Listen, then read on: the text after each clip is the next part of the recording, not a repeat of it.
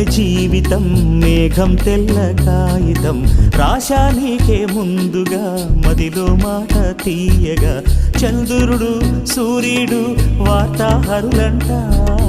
రేపవలు